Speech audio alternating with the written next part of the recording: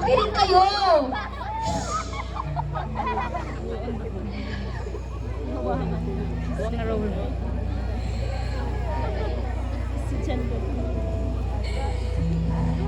Tulong?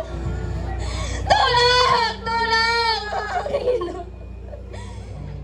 Humingi ako ng tulong mo na ako'y binagwala. Tulong! Tulong! Aray ko! Nagigalo! Tulong!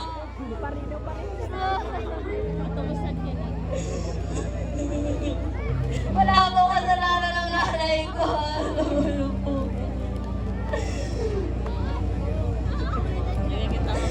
Kahit kapwa ako Pilipino, hindi ako tinulungan at ako'y binaliwala.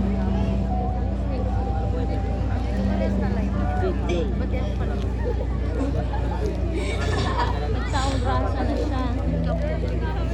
Ikaw! Ay na, Ikaw! ano? Bakit ka sa'yo nakatingin? Bakit ka sa akin nakatingin? Nagaganda ka ba sa akin?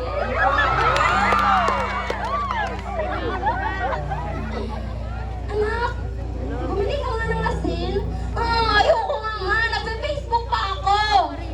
Parehas ang piece Iba niya. na lang po. Parehas din Sige magluto. anak. Sinaw ba? Nagluto pa kasi ako. Kinaman mo eh. Ayoko nga. Alam mo, busy ako. Grade 12? Oh, 11? Grade 11 and grade 12. Usad lang ang trainor. Susundin ako. Yung mga magulang. Nawalan ka na ba ng respeto sa mga nakakatanda? Parang monologue. Lalong-lalo na sa iyong mga magulang. Kaya ka! Hindi mo ba alam? Nagpapakahirap sila sa pagtatrabaho para lang may pakain, ipaaral, at mabigayan lahat ng luho mo. Pero ano? Wala ka ng respeto. Basi hindi makita ko na ano kayo nagbuang siya. Kanina ko pa naisip na ano kayo nagbuang. Paaralan? Di ba sa dapat nandun kayo ng mga magandang paaral? Pero ano? Nangako kayong susundin ang tutunin ng paaralan? Pero pagsunod sa inyong mga magulang, hindi nyo magawa. Oo, parehas. Wala pa rin sagot na ano kayo nagbuang.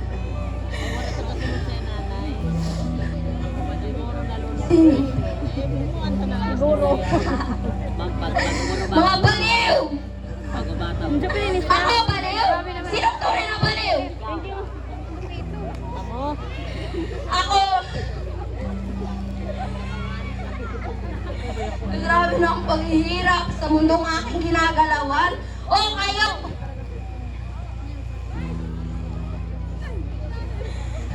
Kayo na hanggang tingin na lang na parang nanonood ng pelikula na may malungkot na katapusan.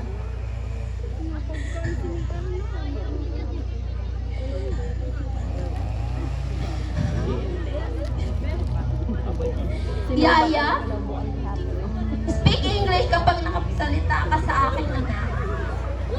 Yes, ma'am. Miggy, here's your food na. May phone ka ba? Oo. Sa akin, made in US. Sa'yo? Made from the Philippines. Local. Dili na lugod doon.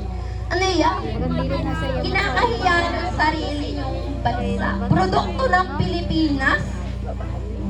Pati lingwahe ng Pilipinas. Hindi nyo na gustong gamitin. Alam mo talaga hindi ko mag-gets ang ano sa niyo. Pili, tumango sa ilong nyo.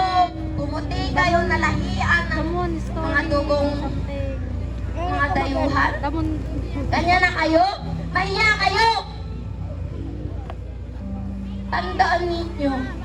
From so, sa No. inay, tapos nagtego sa paaralan. Pilipino, mamamayan ng Pilipino. Ay mga mag-aaral, tatandaan nyo na dapat mahalin ang Pilipinas.